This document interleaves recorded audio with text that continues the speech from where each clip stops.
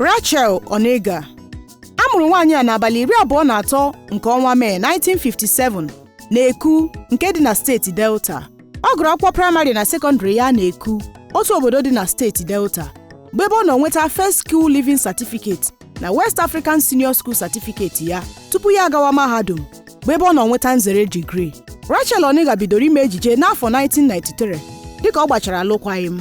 Ọ rụburu ọrụ obere oge na Ascolin Nigeria Limited tupu ya eme ejije mbụ ya akpọrọ Ọnọme, nakwa ejije mbụ ya o mere n'asụsụ Yoruba akpọrọ Owoblo.